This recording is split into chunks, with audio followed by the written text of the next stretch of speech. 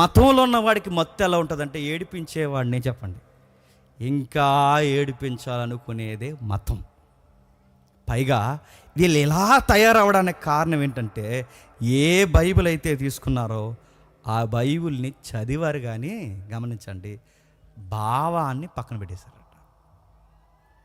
లేఖనాలు వాళ్ళకి తెలుసు అంటే లేఖనాలు వాళ్ళకి తెలుసు, లేఖనాలు వాళ్ళకి తెలుసు అంటే చూడకుండా ఏ రెఫరెన్స్ ఎక్కడుందో చెప్పగలరు. ఏ రిఫరెన్స్ ఎక్కడుందో చెప్పడమే కాదు, వాళ్ళ అక్షరాలు, ఇదిగో ఒక అక్షరం తేడా పలికితే తప్పబలికో ధర్మశాస్త్రంలోంచి అని కూడా చెప్పగలరు. ఇంత బట్టేసారే ధర్మశాస్త్రాన్ని. అంటే వీళ్ళకి అక్షరాలు తెలుసు తప్ప ఏం తెలియదు చెప్పండి, భావం తెలియదు. ఇప్పుడు నేను కూడా మీకు చెప్తున్నాను, దీన్ని 20 సంవత్సరాలు చదివావా, 25 సంవత్సరాలు చదివావా, 30 సంవత్సరాలు చదివావా, లేదా సంవత్సరానికి 20 సార్లు చదివా, ఇదంతా అంత ముఖ్యం కాదండి. ఇది ఎన్నిసార్లు చదివేసావన్నది ముఖ్యం కాదు. చదివిన ఒక్కసారైనా దాని భావం నీకు అర్థమైందా లేదా. ఒకవేళ దాని భావం కనుక నీకు అర్థమవకపోతే ఇదే పట్టుకుని ఎలా తయారవుతావు చెప్పనా, మతోన్మాదిగా తయారైపోతావు. చూద్దాం ఒకసారి మత్తయి సువార్త 22వ అధ్యాయం, మత్తయి సువార్త 22వ అధ్యాయం, మత్తయి సువార్త 22వ అధ్యాయం 29వ వచనం. అందుకు యేసు లేఖనములను కానీ దేవుని శక్తిని కానీ ఎరుగక మీరు పొరబడుచున్నారు. ఏంటట, వాళ్ళకి ఏం తెలియదట, నిత్యము లేఖనాలు చదివిన వాళ్ళకి ఏం తెలియదు చెప్పండి, లేఖనం తెలియదు. రోజు వాళ్ళ బైబిల్ చదివిన వాళ్ళకి ఏం తెలియదు చెప్పండి, బైబిల్ తెలియదు. వారు ప్రతిదినం వారు సమాజ మందిరంలో కూర్చున్న వాళ్ళకి ఏం అర్థం అది చెప్పండి, ఆ లేఖనం ఏంటో అర్థం కాదు. అంటే చదవడం ప్రాముఖ్యం కాదు. నాకు ఆ రెఫరెన్స్ తెలుసు, నాకు ఈ రెఫరెన్స్ తెలుసు, నాకు ఆ థియాలజీ తెలుసు, నాకు ఈ థియాలజీ తెలుసు, నాకు ఇది తెలుసు అది తెలుసు కాదు. నువ్వు ఎన్ని తెలుసు అన్నది కాదు, నీకు తెలియాల్సిన భావం నీకు తెలుసా తెలియదా, నీకు భావాలు అర్థమవుతున్నాయా లేదా, అక్కడ విషయం ఏదైతుందో అది అర్థమవుతుందా లేదా, అది అర్థం అవట్లేదు. నేను అడుగుతున్నాను, ఐఏఎస్ ఐపీఎస్లు బైబిల్ చదవరా? వాళ్ళు చదువుతారు కానీ వాళ్ళకి అర్థమవుతుంది. డాక్టర్ల బైబిల్ చదవరనుకుంటున్నారు, వాళ్ళు చదువుతారు కానీ వాళ్ళకి భావాలు అర్థం కావు. అక్కడ వరకు ఎందుకండి, 4వ తరగతి చదివినోడు చాలా చక్కగా ఇక్కడ నిలబడి బైబిల్ బోధించగలడు. నేను అడుగుతున్నాను, పిహెచ్డీలు ఆలా ఈలా సుప్రీంకోర్టులో లాయర్ని మీరు తీసుకొచ్చి ఇక్కడ ఒక గంట బైబిల్ చదివిన తర్వాత ఆ కంటెంట్ ఏంటో బోధించమని చెప్పండి, వాళ్ళ వల్ల అవ్వదు. సుప్రీంకోర్టు జడ్జి వల్ల కూడా అవ్వదు. అంటే నేను మళ్ళీ చెప్తాను, బైబిల్ అంత ఈజీగా ఎవరికి అర్థం కాదు. అర్థం కాని బైబిల్ని మాకు అర్థమైపోయింది అనుకున్నారు ఎవరు, పరిశీలన చేస్తారు. అందుకే మీరు నిత్యం చదువుతారు కానీ లేఖనాలు మీకు తెలియదు, లేఖనాలు తెలియదు, వాటి భావం తెలియదు. అందుకే మీరు ఏం చేస్తున్నారు తెలుసా, పొరపాటు పనులు చేస్తున్నారు, భయంకరమైన పనులు చేస్తున్నారు. ఇంకా ఏం చేస్తున్నారు, అదే మత్తయి సువార్త 12వ అధ్యాయం చూడండి. అదే మత్తయి సువార్త 12వ అధ్యాయం మొదలు వచ్చి నుండి, అదే మత్తయి సువార్త 12వ అధ్యాయం మొదలు వచ్చి నుండి. ఆ కాలమందు యేసుక్రీస్తు వారి విశ్రాంతి దినమున పంట చేలలో పడి వెలుచుండగా ఆయన శిష్యులు ఆకలిగొని ఎన్నులు త్రుంచి తినసాగిరి. పరిసయ్యులు అది చూసి, ఇదిగో విశ్రాంతి దినమున చేయకున్నది నీ శిష్యులు చేయుచున్నారన్నారు. ఆయన వారితో ఇట్లనెను, తానును తనతో కూడా ఉన్నవారును ఆకలిగొని ఉండగా దావీదు చేసిన దాని గురించి మీరు చదవలేదా? అతడు దేవుని మందిరంలోనికి ప్రవేశించి యాజకులే తప్ప తానైనను తనతో కూడా ఉన్నవారు ఎవరైనను మరియు యాజకులు విశ్రాంతి దినమున దేవాలయంలో విశ్రాంతి దినం ఉల్లంఘించి నిర్దోషులై ఉన్నారని మీరు ధర్మశాస్త్రం చదవలేదా? దేవాలయం కంటే గొప్పవాడు ఇక్కడ ఉన్నాడని మీతో చెప్పుచున్నాను.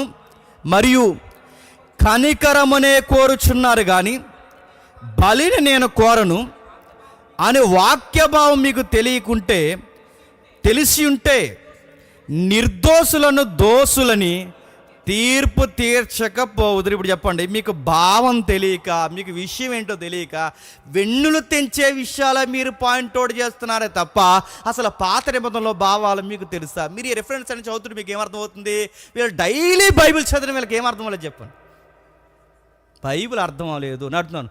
రోజు బైబిల్ చదివేవాడికి, రోజు ఒక మత గ్రంథాన్ని చదివేవాడికి, రోజు ఒక చర్చికి పోయేవాడికి వాడు ఎందుకు వెళుతున్నాడు, వాడు ఏం చదువుతున్నాడు, వాడి గ్రంథం ఏంటో వాడికి తెలియకపోతే ఒక రోజుకి వాడు ఏమైపోతాడు?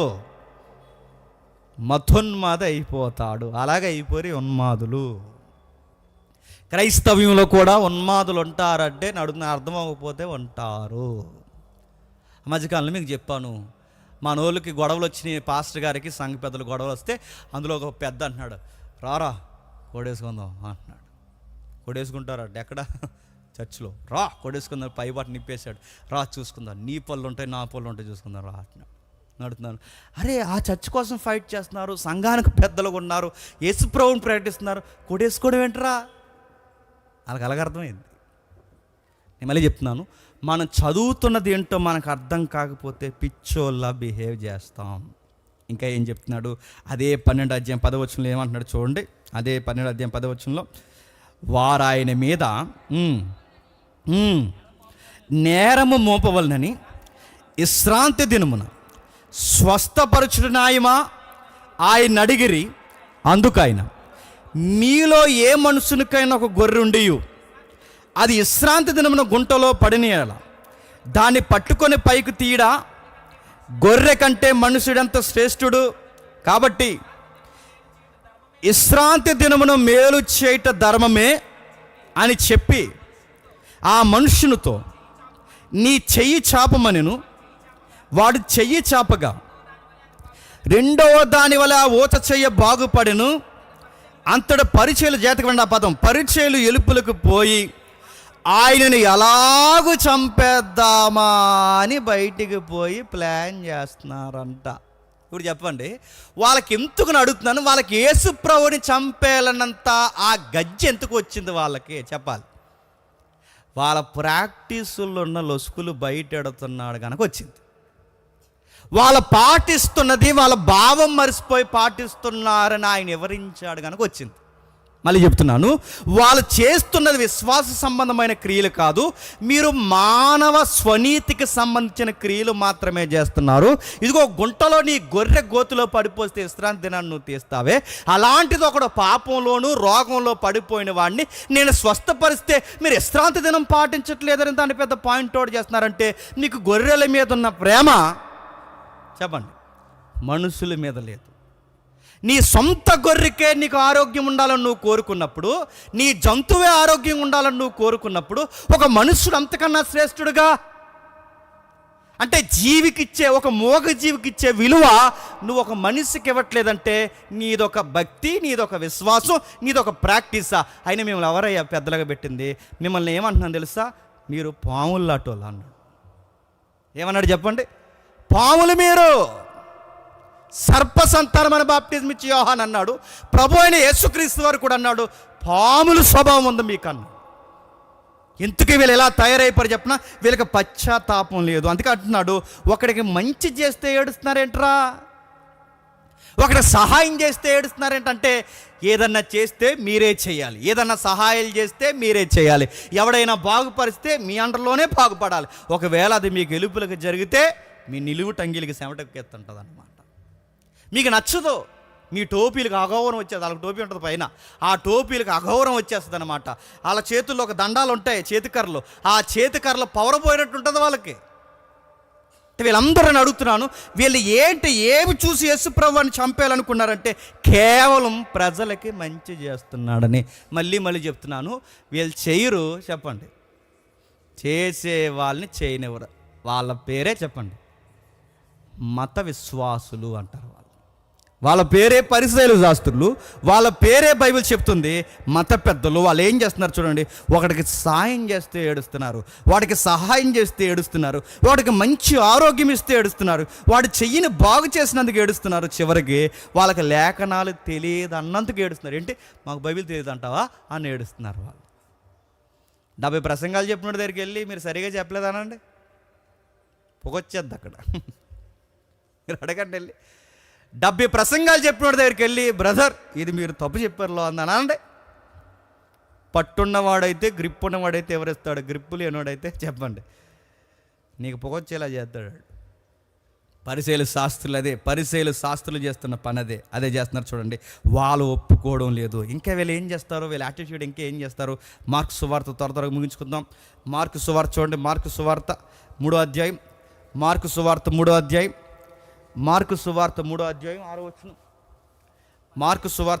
6వ వచనం.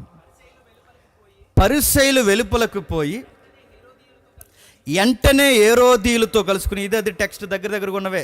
వెంటనే హేరోదీయులతో కలుసుకొని ఆయనను ఎలాగూ సంహరింతుమా అని ఆయనకు విరోధముగా ఆలోచన చేస్తారు. మీకు ఏమర్థమవుతుందా రిఫరెన్స్ అవుతుంటే?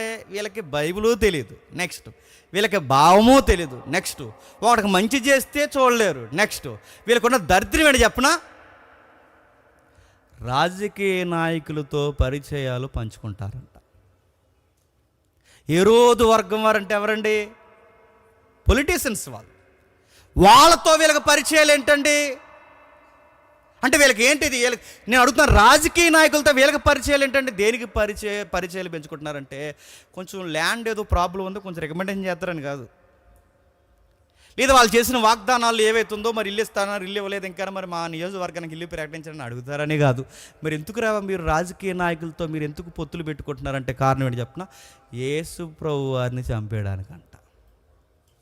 అంటే యేసు ప్రభు వారిని అమాయకులను చంపడానికి కూడా రాజకీయాలు ఉపయోగించుకుంటారా? మతం పట్టిన వాళ్ళంటే ఎందుకు లేరు? ఇప్పుడు మీరు చూడండి, రాష్ట్ర రాజకీయాలు, కేంద్ర రాజకీయాలు దేంతో నడుస్తున్నాయి చెప్పండి. భయం దేనికి? ఏం పోరలేండి, పోతాను ముందు చెప్పండి. రాష్ట్ర రాజకీయాలకి కేంద్ర రాజకీయాలకి ఏం పట్టింది చెప్పండి ముందు? మతం. అసెంబ్లీలో మతం, పార్లమెంట్లో మతం.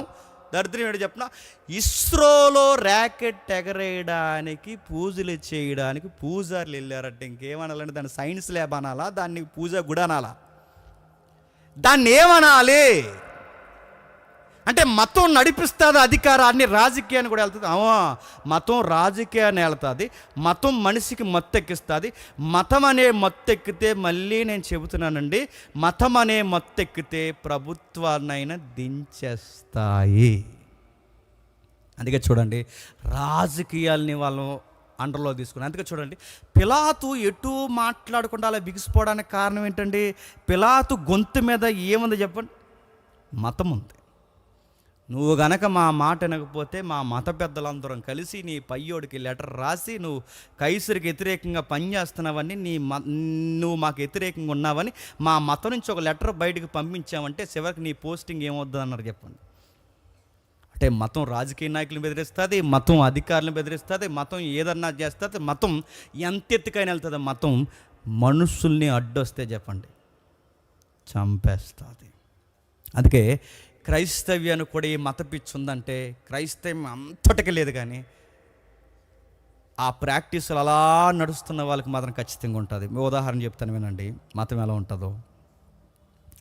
ఒక కారు కొన్నాం అనుకోండి, ఏం చేస్తాను చెప్పండి? కారు కొన్న వెంటనే చెప్పండి, అంత మోగజీవులు ఇప్పుడే పుట్టిన బేబీలా నాయంగా చూడకండి. చెప్పండి, ఏం చేస్తారు చెప్పండి?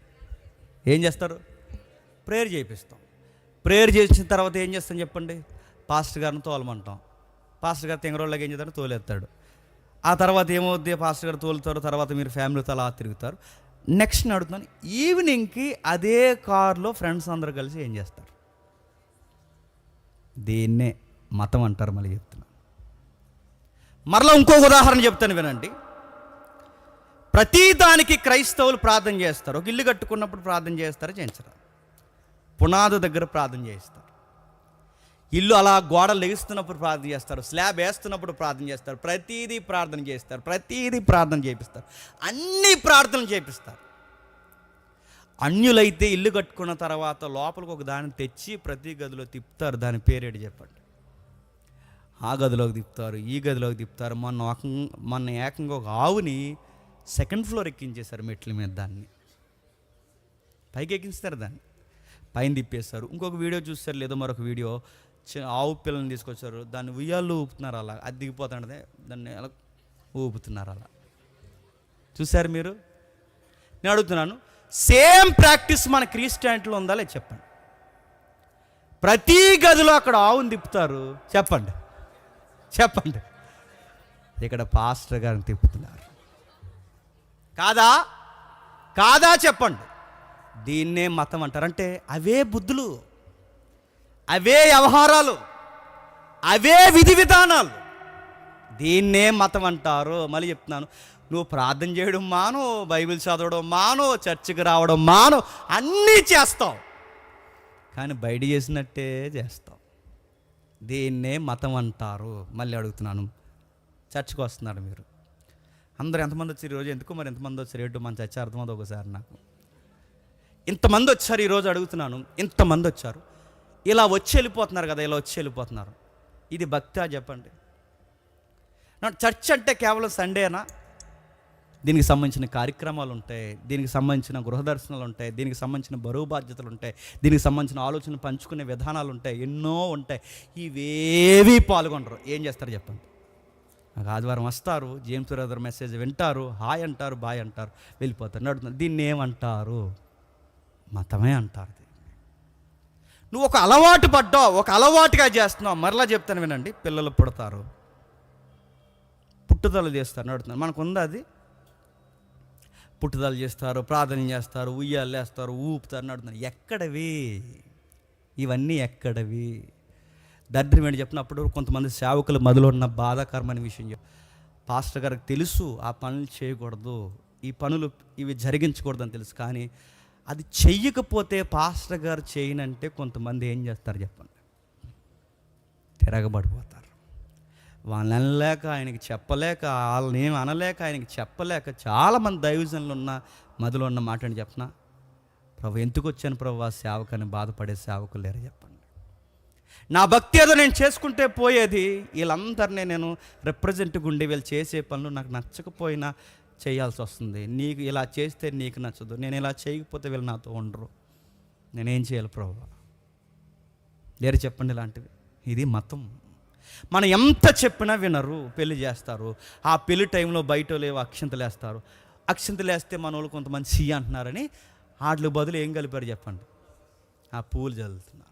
సేమ్ ప్రాక్టీసులు కదండి మతము. మళ్ళీ చెప్తున్నాను, మతం ఇలాగే పుట్టుకొస్తుంది, మతం ఇలాగే ఉంటుంది. మతం సంఘాన్ని కూడా పాడు చేస్తుంది, సంఘాన్ని కూడా పాడు చేస్తుంది. అందుకే చెప్తున్నాను, నువ్వు మతం అనే ప్రాక్టీసులు ఉన్నావా, విశ్వాసం అనే కోణంలో నడుస్తున్నావు? ఒకరోజు చెక్ చేసుకో, నువ్వు చూసుకో. నేను భావాలు అర్థం చేసుకుంటూ వాక్యాలు వింటున్నానా, లేకపోతే ఇక్కడ జేమ్స్ బ్రదర్ చెబుతున్నాడని వచ్చి వాక్యం వింటున్నావా? చెక్ చేసుకో.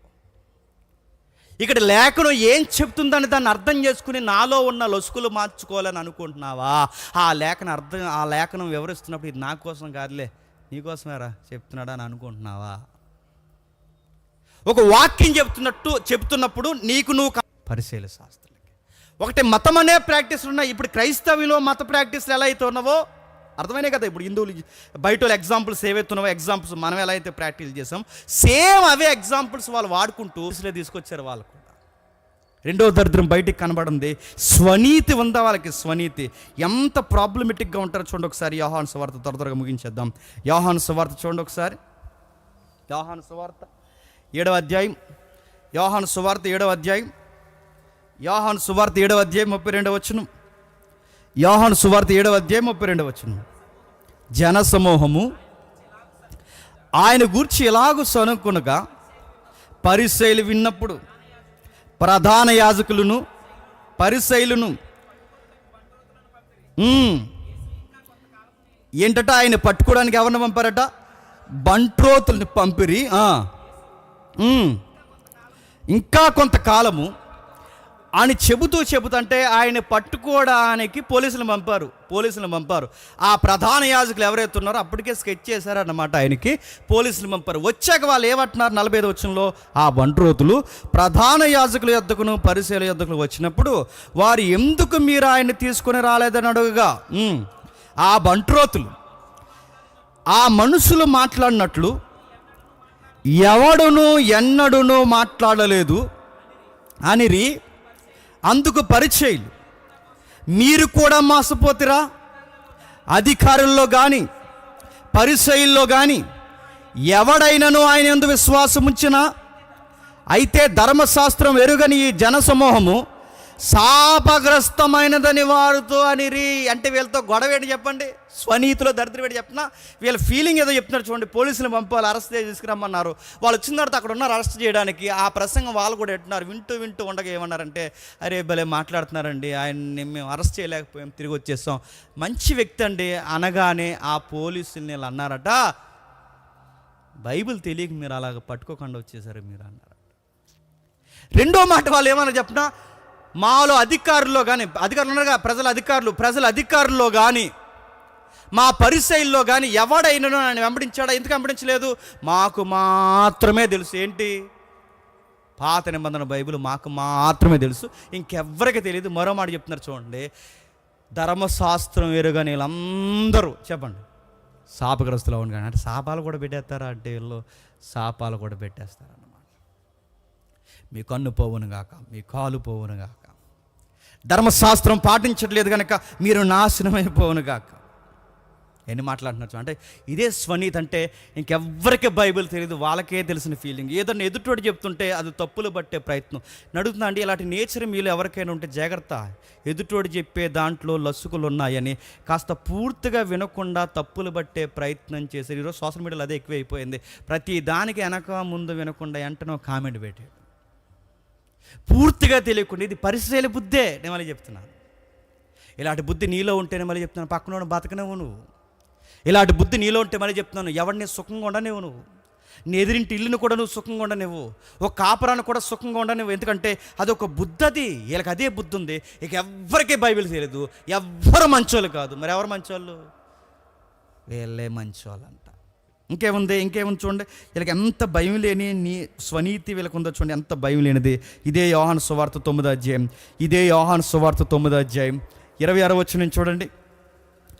అందుకు వారు, నీ కన్నులు ఎలాగూ తెరిచినని మరలా వారిని అడుగగా వాడు,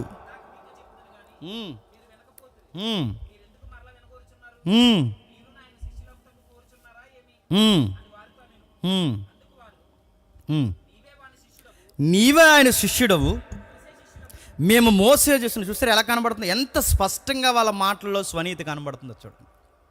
అక్కడ ఓ గుడ్డివాడికి స్వస్థ ఇచ్చాడు, పుట్టుకతో గుడ్డివాడు. అక్కడ పెద్ద ఆర్గ్యుమెంట్ జరుగుతుంది, తెలుసు కదా అధ్యాయం మీకు. అక్కడ పెద్ద ఆర్గ్యుమెంట్ జరుగుతుంది. ఆ ఆర్గ్యుమెంట్ జరుగుతున్నప్పుడు వాడిని అడుగుతారు, ఎవర్రా అబ్బాయి నేను విశ్రాంతి దినాన స్వస్థపరిచింది? ఎవర్రా అబ్బాయి ఇక్కడ దేవాలయంలోనే స్వస్థపరిచింది? ఎవర్రా అబ్బాయి నీకు స్వస్థత చేసింది ఎవరంటే, ఆ నజరేయుడైన యేసు అని చెప్తాడు ఈ వ్యక్తి. అనగానే ఆ వ్యక్తి నీకు ఎలా స్వస్థత చేస్తాడు అనగానే, చేస్తాడు అని చెప్తారు. వాళ్ళు అడుగుతారు, ఎలా స్వస్థత చేశాడంటే, ఎంత డీటెయిల్గా అడుగుతున్నారు. అప్పుడు ఆయన అంటున్నాడు, ఆ గుడ్డివాడు అంటున్నాడు, అంత డీటెయిల్గా అడుగుతున్నారు, మీరు కూడా ఆయనకి ఫాలోవర్స్గా ఉండాలనుకుంటున్నారా? ఆడో సొరకేసాడు ఆ కుర్రాడు, ఎవరు? గుడ్డోడు. ఇంత డీటెయిల్ ఇన్ఫర్మేషన్ అడుగుతున్నారు, ఆయనకు కూడా మీరు శిష్యులుగా ఉండాలనుకుంటున్నారా? మీకు చాలా ఇంట్రెస్ట్గా ఉంటాను. కానీ వెంటనే వీళ్ళని నిలువు టంగీలో పైకి లాగేసుకుని టోపీలో సర్దేసుకుని వెంటన్నారు, అవడగరా మేము శిష్యులు, నువ్వు అతగాడికి శిష్యులు, మేము ఎవరికి శిష్యులు? మేము మోసే శిష్యులు. మీకు ఏం కనబడుతుందంటే రిఫరెన్స్ అవుతుంటే వీళ్ళ స్వనీతి ముఖం మీద ఉందండి అలాగా. అంటే ఏది ఒప్పుకోరన్నమాట, మేము ఎవరి శిష్యులం కాదు, మేము మోసేకి మాత్రమే శిష్యులు. ఎంత పొగరబెట్టిపోయి మాట్లాడతారు. కిందికి చూడండి, కిందికి. దేవుడు మోసేతో మాట్లాడినని ఈడు చూసారు, యేసుప్రభువుని ఎవరట? వీడు ఎక్కడి నుండి వచ్చాడో మాకు తెలియదు, క్షమించండి, ఆ మనుషుని దూషించిరి. చదువు. అందుకు ఆ మనుష్యుడు, ఆయన ఎక్కడి నుండి వచ్చను?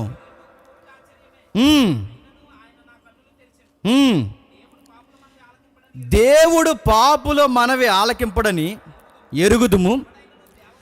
ఎవడైనను దేవభక్తుడై ఉండి ఆయన చిత్తము చొప్పున జరిగించిన యెడల ఆయన వాని మనవి ఆలకించును. పుట్టుగుడ్డివాడు కన్నులు ఎవరైనను తెరిచినట్లు లోకము పుట్టినప్పటి నుండి వినబడలేదు. ఈయన దేవుని యొద్ద నుండి వచ్చిన వాడు కాని ఎడల వాడితో చెప్పను. అందుకు వారు, చూడండి ఎంత మాట అంటున్నారు చూడండి, ఏమంటున్నారు?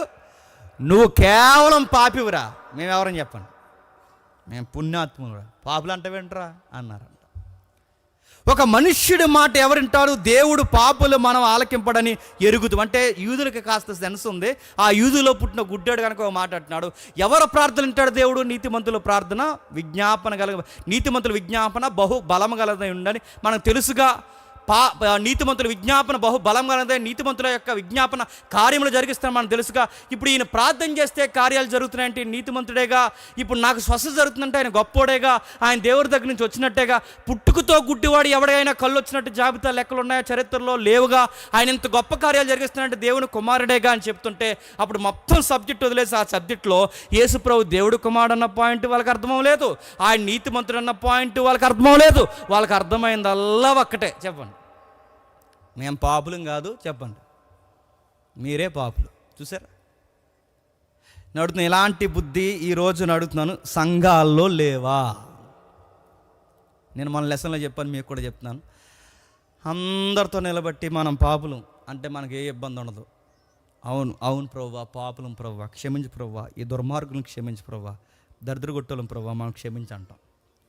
అలా కాకుండా అలా లేపి దిలీప్ పాపి లే అన్నాను అనుకోండి, దిలీప్ అన్న ఏమంటాడు చెప్పండి? అవునవును చాలా పెద్ద పాపులు మేము అంటాడా? అండా చెప్పండి ఖచ్చితంగా. మనుషులతో ప్రాబ్లం ఎప్పుడు వస్తుంది చెప్పనా?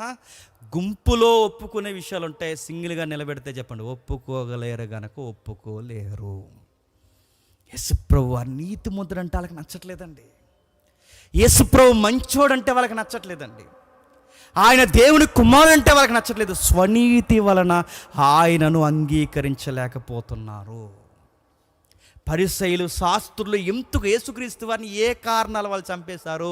ఆ దావీదు అడిగిన 40 ఎకరాల్లో 1 ఎకరం ఇమ్మని అడిగినందుకు చంపేశారా? అలాంటి ఎకరాల మీద ఆయనకి మనసుందా? యేసుప్రభు వారు ఏదన్నా స్థలాల కోసం గొడవ చేశాడా? ఆయన ఏదన్నా నాణ్యాలు ఏదైతే ఆ రోజుల్లో కరెన్సీ ఉందో, ఆ హేరోదు ముద్రించిన కరెన్సీ, వాటి కోసం ఏమన్నా ఆయన ఎగబడ్డా? పన్ను నాకు కట్టమని ఏమన్నా అడిగాడా? ఆయన డబ్బు కోసం కానీ స్థలాల కోసం కానీ ఆయన అధికారాల కోసం ఏ రోజు అడగలేదే. మరి ఎందుకు అంత మీద ఆయనకి పగంటే? వాళ్ళకి పెద్ద చెప్పుకోదగ్గ కారణాలు ఏమి లేవు. మనకు పెద్ద చెప్పుకోదగ్గ కారణాలు కాదు, కానీ వాళ్ళకి మాత్రం పెద్ద చెప్పుకోదగ్గ కారణాలు. ఆ కారణాలు ఏంటంటే, ఒకటి పశ్చాత్తాపం లేని మనుషులు, రెండవది స్వనీతి పరులు. ఎవరు? స్వనీతి పరులు. అంటే యేసు ప్రభుతో వాళ్ళకి పడకపోవడానికి కారణం వాళ్ళ స్వనీతి. ఆ సమాజంలో ఎవరైనా మంచోళ్ళని ఎవరైనా అనాలంటే వాళ్ళు మాత్రమే అనాలి, ఇంకెవరిని అంటే వాళ్ళకే చెప్పండి వాళ్ళ చెవులకి మంచిగా అనిపించదు, వాళ్ళ కళ్ళుకి చెప్పండి చూడాలనిపించదు. ఎందుకంటే ఇంకా వాళ్ళ దృష్టిలో ఎవరు మంచోళ్ళు కాదు, వాళ్ళకి వాళ్ళే మంచోళ్ళు. కుటుంబంలో ఫ్యామిలీ మీద ఒక జోక్ ఉంటుంది. నిజానికి సందర్భం కాకపోతే చదువుతున్నాను, కొంచెం కంటెంట్ మీకు అర్థమవుద్దని జస్ట్ చెప్తాను, వినండి. ఎప్పుడో ఫేస్బుక్లో చదివాను నేను. భార్యను అడిగితేనట, ఆవిడ ఎవరే ప్రపంచంలో ఎవరే అత్యధికమైన మంచోళ్ళు ఎవరే అని అడిగితే భార్య అంటదట, ప్రపంచంలో అత్యధికమైన మంచోడు ఎవడైనా ఉన్నాడంటే మా నానే అంటదంట. ప్రపంచంలో ఉత్తమ స్త్రీ అంటే ఎవరే అని అడిగితే ఆవిడ అంటదట, మా అమ్మే అంటదట. ప్రపంచంలో మళ్ళీ చెప్తున్నాను, ప్రపంచంలో ఇదిగో విశాల హృదయం కలిగిన వాడు, జ్ఞానవంతుడు, అప్పటికప్పుడు నిర్ణయాలు తీసుకునే క్యాపబిలిటీ ఉన్నవాడు ఎవడున్నాడు అనగానే మా అన్నయ్యే అంటదంట. ఇప్పుడు ఎంతసేపు చెప్పినా ఎవరి లిస్ట్ చెప్తే చెప్పండి. అది ఇదే బుద్ధి అండి. ఎవరు చెప్పినా పరిశీలి, ఎవరిని పొగిడినాలు ఇంట్లో వాళ్ళనే పొగడాలి, వాళ్ళనే ముందెట్టుకోవాలి, వాళ్ళనే మీదెట్టుకోవాలి. పొరపాటున ఎవరైనా వాళ్ళ కాకుండా వేరొక పాత్రలు తెర మీదకి వస్తే వీళ్ళకి కళ్ళు పచ్చగా అయిపోతాయి. నడుతుంది. ఈ బుద్ధి ఎవరికైనా ఉంటే మీరెవరు పిల్లలు చెప్పండి, చెప్పరు. ఎందుకు చెప్పరు? అదే బుద్ధి కనుక చెప్పరు. ఎందుకు చెప్తారు? ఆ నేచర్ ఒప్పుకోదు.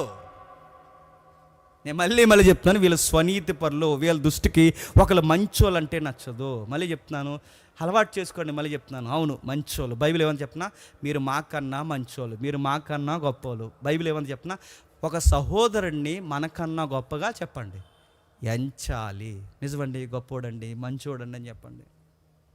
వాళ్ళకి అది ఒప్పుకోదు. 5వ అధ్యాయం చూడండి, అది యోహాను సువార్త 5వ అధ్యాయం. త్వరగా ముగించేద్దాం. యోహాను సువార్త 5వ అధ్యాయం, యోహాను సువార్త 5వ అధ్యాయం, యోహాను సువార్త 5వ అధ్యాయం 44వ వచనం నుండి. యోహాను సువార్త 5వ అధ్యాయం 44వ వచనం. అద్వితీయ దేవుని వలన వచ్చిన మెప్పును కోరక ఒకని వలన ఒకరు మెప్పు పొందుచున్న మీరు ఎలాగూ నమ్మగలరు? నేను తండ్రి యొద్ద నేను మీ మీద నేరము మోపుదునని తలంచుకుడి.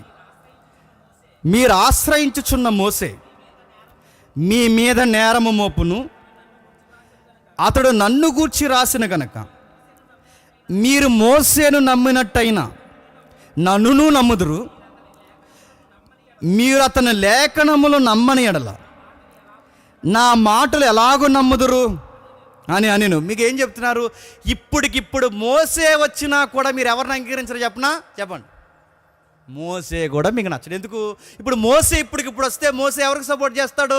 నాకు సపోర్ట్ చేస్తాడు. మోసే నాకు సపోర్ట్ చేస్తాడు కనుక మీరు ఏ మోసే శిష్యులు అని చెప్పుకుంటున్నారో, మీరు ఏ మోసే రాసిన లేఖనాలు ముందు పెట్టుకుంటున్నారో, ఆ మోసే వచ్చి నాకు సపోర్ట్ చేస్తే మీకు ఆ మోసే గారు కూడా చెప్పండి ఎందుకు నచ్చరు?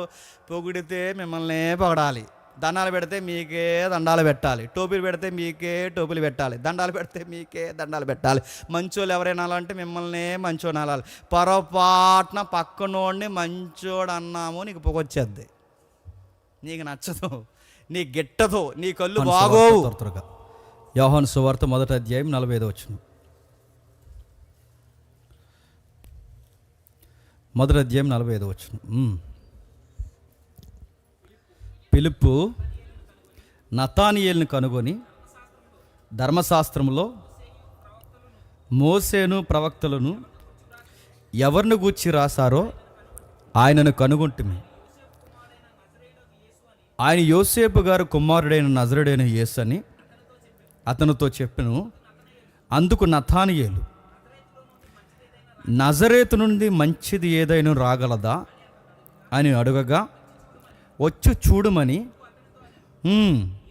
యేసు నతానియేలు తన యొద్దకు వచ్చుడు చూసి, ఇదిగో ఇతడు నిజముగా ఇశ్రాయేలీయుడు, ఇతని యందు ఏ కపటము లేదని అతన్ని గూర్చి చెప్పను.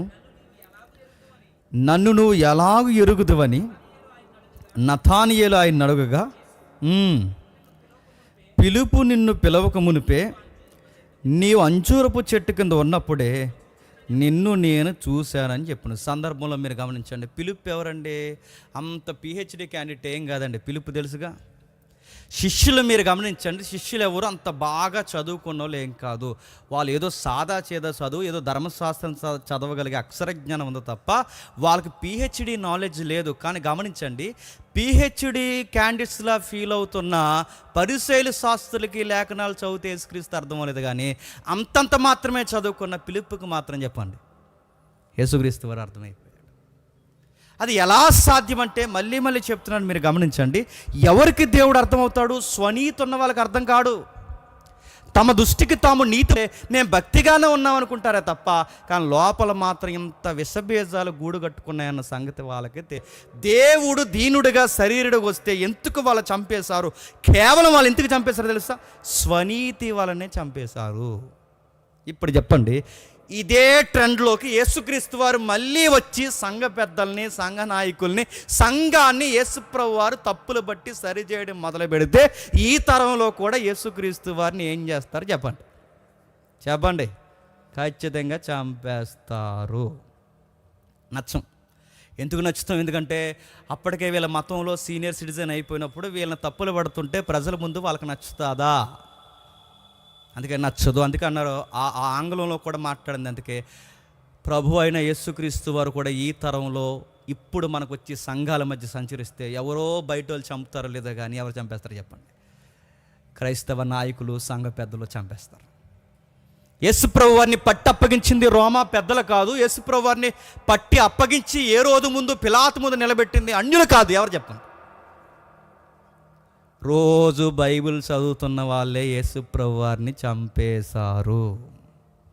మళ్ళీ గుర్తుపెట్టుకోండి, యేసుప్రభు వారు ఇప్పుడు వస్తే ఎవరు చంపేస్తారు? రోజు బైబిల్ చదివే వాళ్ళే చంపేస్తారు. రోజు ప్రార్థన చేసుకున్న వాళ్ళు చంపేస్తారు. రోజు చర్చిలో తిరుగుతున్న వాళ్ళు చంపేస్తారు. మళ్ళీ చెప్పనా, దేవుడు పేరు మీద కార్యక్రమాలు చేసిన వాళ్ళే చంపేస్తారు. యేసుప్రభు వారిని ఎవరు చంపారంటే, ఏ బైబిల్ అయితే యేసుప్రభు వారిని చూపిస్తుందో ఆ బైబిల్ చదివిన వాళ్ళే యేసుప్రభుని చంపేశారు. ఎందుకు చంపేశారంటే మళ్ళీ అడుగుతున్నాను, వాళ్ళ స్వనీతి వాళ్ళ కళ్ళుకి పొరలగప్పింది. వాళ్ళ స్వనీతి దేవుని కుమారుని స్పష్టంగా చూడకుండా అడ్డొచ్చేసింది.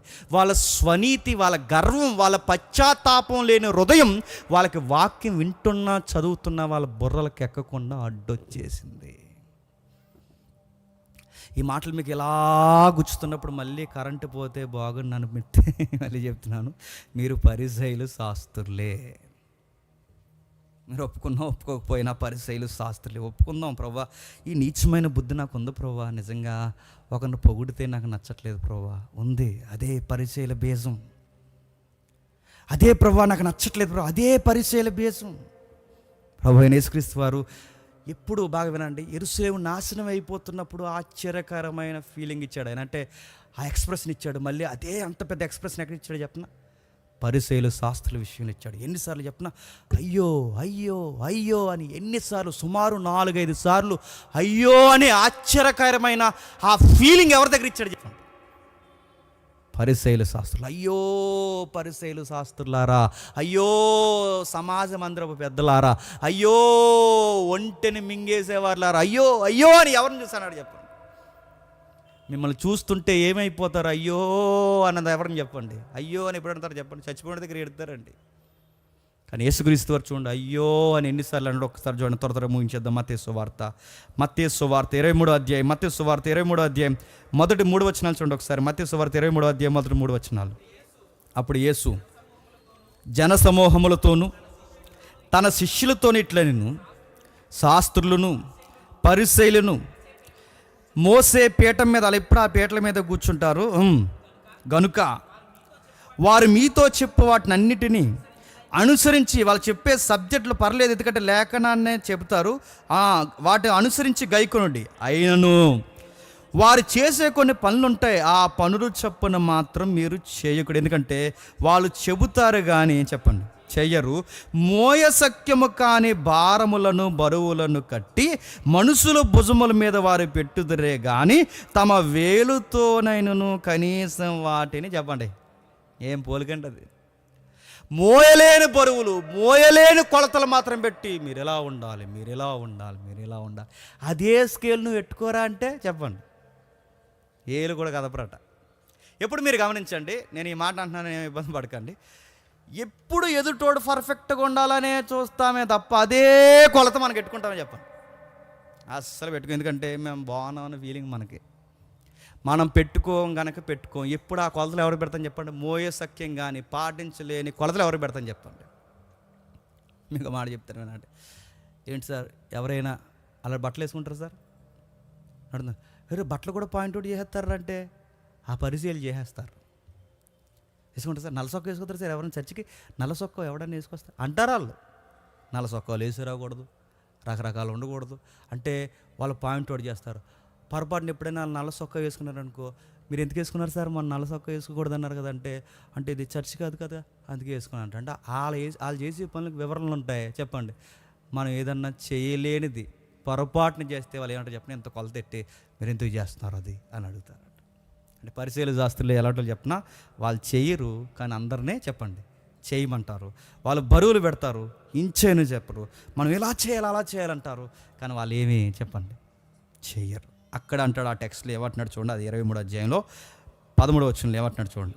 అయ్యో వ్యాసదారులైన, వీళ్ళకి దరిద్రం ఉంది ఏంటి చెప్పండి, అయ్యో చెప్పండి, వ్యాసం పైన ఒక వ్యాసం, వ్యాసదారులైన శాస్త్రులారా పరిసయ్యులారా. 16వ వచనం, అయ్యో అంధులైన మార్గదర్శులారా, అయ్యో వ్యాసదారులైన శాస్త్రులారా. 16వ వచనంలో అయ్యో అంధులైన మార్గాన్ని సరిపేసే దరిద్రులారా అనాలి. ఆ పదం అక్కడ అదే సూట్ అవుద్ది వాళ్ళకి, మార్గాన్ని సరిపేసే మార్గదర్శకులారా. 23వ వచనం, అయ్యో వ్యాసదారులైన శాస్త్రులారా. 25వ వచనం, 25వ వచనం, అయ్యో వ్యాసదారులైన శాస్త్రులారా. 27వ వచనం, అయ్యో వ్యాసదారులైన శాస్త్రులారా. 29వ వచనం, అయ్యో వ్యాసదారులైన శాస్త్రులారా. ఇప్పుడు చెప్పండి వీళ్ళన్న ప్రమాదం ఏంటి చెప్పండి. నీతిమంతులా తిరుగుతుంటారు అన్నమాట. అలా నీతిమంతుల్లాగా అలా నీతిమంతుల్లా తిరుగుతుంటారు, నీతిమంతుల్లా తిరుగుతుంటారు. నేను చాలాసార్లు చెప్పాను, మళ్ళీ ఒకసారి చెప్తాను. ఒక ఆయన యాత్రికులం, పరదేశుకు పోవలసిన వారం, భూమి మీద నిలువరమైన గుడారం లేదు మనకని చెప్పిన ఆయనే 3 అంతస్తులు బిల్డింగ్ కట్టేసాడు ఆయన. ఆ రోజు ఆయన చూసి వాళ్ళకి పక్కన వాళ్ళకి, ఆయన శిష్యులు ఉంటారు కదా, వాళ్ళకి మతిపోయింది. వాళ్ళకి ఇదేంటి యాత్రికులు పరదేశం అన్న ఎంత బిల్డింగ్ కట్టేసాడు ఈయనంటే, సార్ ఎందుకు సార్ ఇది కట్టారని అడిగితే ఏదో ఎవరినిచ్చాడు. ఆ తర్వాత అప్పుడు అనుకున్నాడు, ఇతను చూశాడు. ఇతను చూసిన తర్వాత మీరు గమనించండి, అతను పోగేయడం ఇతను కల్లారా చూశాడు, ఈడు కూడా పోగేయడం నేర్చుకున్నాడు. ఎలా పాడవుతారంటే మళ్ళీ చెప్తున్నాను, అది ఉంటుంది చూసారా దరిద్రం. ఆ పోగేసుకుని ఇక్కడ ఉన్నప్పుడు చూడండి ఎంత భక్తుల్లాగా మీరు ముసుగులు వేసుకున్నారు, మీరు చేతులు కట్టుకున్నారు బైబిల్. ఇది ఒరిజినల్ చెప్పండి, నిజంగా ఒప్పుకోండి, నిజంగా ఇది ఒరిజినల్. ఆ గేట్ దాటిన వెంటనే వచ్చేస్తుంది చెప్పండి మీ ఒరిజినాలిటీ. ఇంటికి వెళ్ళిన టీవీ పెట్టేస్తారు, ఇంటికి వెళ్ళిన సినిమాలు పెట్టేస్తారు, ఇంటికి వెళ్ళినట్టునే బూతులు మాట్లాడదు, ఇంటికి వెళ్ళినట్టునే వాళ్ళ ఇంట్లో అలాగంట వీళ్ళ ఇంట్లో ఎలాగంట మాట్లాడేస్తుంటారు, రకరకాల విషయాలు డిస్కషన్ చేస్తారు, నడుతున్నారు. ఇది భక్త. 1 గంట యాసం వేసుకుని కూర్చున్నాం ఇక్కడ, 1 గంట యాసం వేసుకుని కూర్చున్నాం. ఇప్పుడు అడుగుతున్నాను, ఇక్కడి నుంచి వెళ్ళే లోపు ఆ గేట్ లోపలే నీకు ఇంకోటికి ఏమైనా గొడవ అయితే బయటికి రా, చర్చ అయిపోయింది, బయట చూసుకుందాం. బైబిల్ ఉండిపోయింది కాబట్టి బతికిపోయే బ్రదరు. జేమ్స్ ఉండిపోయాడు కాబట్టి, పాస్టర్ గారు ఉన్నారు కాబట్టి ఎందుకు వదిలేస్తున్నాను, పోనీ పాస్టర్ గారు వెళ్ళని చూసుకుందాం. నటన ఈరోజు లేదు చెప్పండి, అంత నటన. నేను అడుగుతున్నాను, క్రైస్తవ్యంలో పెద్దలు, దైవజనులు అందరూ మనం బయట చూస్తున్నదంతా నిజమో చెప్పండి? కాదు. నేను మళ్ళీ చెప్తున్నాను, ఎవరైతే మనం రోల్ మోడల్గా ఫాలో అవుతామో, ఎవరైతే మోడల్ అనుకుంటామో, ఎప్పుడు గుర్తుపెట్టుకోండి, వెనకాల వాడు మనిషే, ఏదో ఒక లోపం ఖచ్చితంగా ఉంటుంది. అందుకే ఆ మనిషిని మీరు ఫాలో అయినప్పుడు వినకూడదు ఏదన్నా విన్నారనుకోండి, మీ విశ్వాసములో అలజడి స్టార్ట్ అవుద్ది.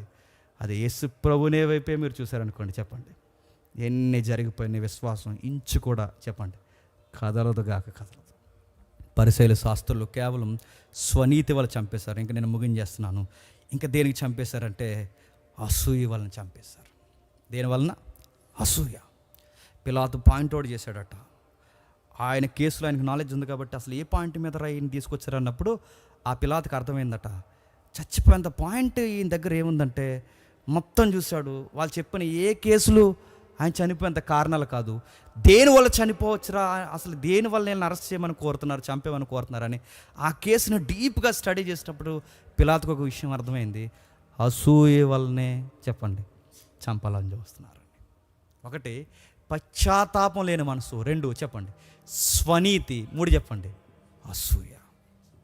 మీరెక్కడ చూడండి, యేసుక్రీస్తు వారిని అసూయ వల్లనే చంపేశారు. పరిసయ్యుల శాస్త్రులు ఎందుకు యేసుక్రీస్తు వారిని చంపారు? భూముల గొడవ కాదు, అధికారాల గొడవ కాదు, డబ్బు గొడవ కాదు. వీళ్ళ దరిద్రం ఏంటి చెప్పిన, వీళ్ళ లోపల ఇలాంటి దరిద్రాలు అన్నీ తెస్టేసి కూర్చున్నాయి కనుక ఆ నాయకుడిని చంపేశారు. అసూయ ఎంత ప్రమాదకరమైందో మనకు తెలుసు.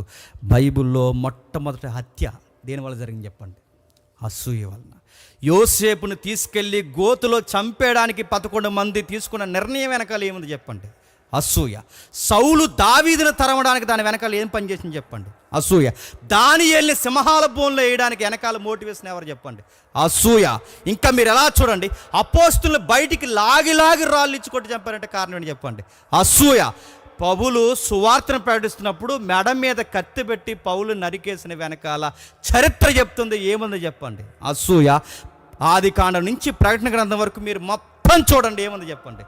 అసూయ. చివరికి దేవుడే మానవ ఆకారంలో ఇళ్ళలోనికి వస్తే ఆ దేవుణ్ణి చంపేసిన వెనకాల పెద్ద పేటేసి కూర్చున్న దాని పేరేడు చెప్పండి? అసూయ. అసూయ ఎంత ప్రమాదకరం అంటే నిన్నన్నా తీసేస్తుంది చెప్పండి, పక్కోనైనా తీసేస్తుంది, చివరికి ఎదురుగొచ్చింది మోసే అయినా దేవుడైనా చెప్పండి తీసి బయట కూర్చోబెడుతుంది. అందుకే నేను చెప్తున్నాను, ఆ రోజు ఉన్నట్టే ఈ రోజు ఉన్నారు, ఆ రోజు చేసినట్టే ఈ రోజు చేస్తున్నారు, ఆ రోజు వాక్యం విన్నట్టే ఈ రోజు వాక్యాలు పెట్టినారు, ఆ రోజు వేషధార స్వభావం ఉన్నట్టే ఈ రోజు ఉంటున్నారు, ఈ రోజు కూడా అలానే ఉంటున్నారు కాదా? నీకు రోజు పాటించు, ఒక రోజు నీకు పాట ఆపేసి పక్కోడికి ఇస్తే నీకు ఎలా ఉంటుంది చెప్పు? లేదా? మళ్ళీ అడుగుతున్నాను, నువ్వు వాక్యపట్నం చదువుతున్నప్పుడు నీకు వాక్యపట్నం రోజు ఇచ్చి నీకు ఇవ్వకుండా పక్కోడికి వాక్యపట్నం ఇస్తే నీకు ఎలా ఉంటుంది చెప్పు? కాదా? మళ్ళీ చెప్తున్నాను, రోజు నీ పేరు ఇక్కడ నేను పిలిచిన తర్వాత ఒక రోజు నీ పేరు నేను పిలవకపోతే నీకు ఎలా ఉంటుంది చెప్పు? నీ పక్కన పిలిస్తే నీకు ఎలా ఉంటుంది చెప్పు? మళ్ళీ అడుగుతున్నాను, చెబుతాం కానీ ఇవన్నీ ఉన్నాయా మనకంటే? మళ్ళీ చెప్తున్నాను, ఆ పరిచయల బుద్ధులు ఇంకా ఉన్నాయి. ఆ పరిచయల బుద్ధులు ఉన్నాయి. నీకన్నా సంఘంలో పక్కోడిని పొగిడితే, పొరపాటున పక్కోడిని పొగిడితే నీ మైండ్ సెట్ ఎలా పనిచేస్తుందో ఒకసారి ఎవరిని ఆలోచించొద్దు. నువ్వు చెక్ చేసుకో. నీకు పక్కోడిని పొగుడుతుంటే అందరూ మనోళ్ళేగా, మన కుటుంబమేగా అనే హెల్దీ థాట్స్ నీకు వస్తున్నాయా? ఈ ఎదవను పొగుడుతున్నారు ఏంట్రా అని నీకు అనిపిస్తుందా? ప్లీజ్ ఒకసారి చెక్ చేసుకోండి, మనసారా చెక్ చేయండి. ఎవరిని మనం పాయింట్ అవుట్ చేయొద్దు. నేను మళ్ళీ చెప్తున్నాను, నీకు పక్కవారి పట్ల నీ ఒపీనియన్ ఏంటి? అందుకే పశ్చాత్తాపం లేదు కనుక ప్రభుని చంపారు, స్వనీతి గర్వం ఉంది కనుక ప్రభుని చంపేశారు, అసూయ ఉంది కనుక ప్రభుని చంపేశారు. ఇప్పుడు సంఘాలన్నిటిలో ఉన్నాయిలే చెప్పండి, ఉన్నాయి. ఇప్పుడు ఇలానే సంఘం అంతా ఉంటే ఇప్పుడు మళ్ళీ యేసుప్రభు వారు వస్తే ఏం చేస్తారు చెప్పండి? పశ్చాత్తాపం లేని విశ్వాసులు, స్వనీతిలో బతుకుతున్న విశ్వాసులు, అసూయతో రగిలిపోతున్న పెద్దలు, నాయకులు, ఇలా అందరూ ఇప్పుడు సంఘంలో ఉంటే యేసుప్రభు వచ్చి ఇప్పుడు సంఘం మీద ప్రసంగం చెప్పమంటే ఇన్ని పాయింట్లు బయటకెత్తి చెప్తే ఆ ప్రసంగం మనకు నచ్చుతుంది చెప్పండి? ఖచ్చితంగా యేసుప్రభు వారిని ఏం చేస్తుంది చెప్పండి? నెక్స్ట్ వీక్ మా చర్చికి మీరు చెప్పండి, రావద్దుగాక రావద్దంట. ఎవరిని యేసుప్రభు వారిని రావద్దంటాం. ఆయన యేసుప్రభు వారిని తెలిస్తే ప్రాబ్లం, ఆయన తెలియకుండా వస్తే ఏమంటాం చెప్పండి?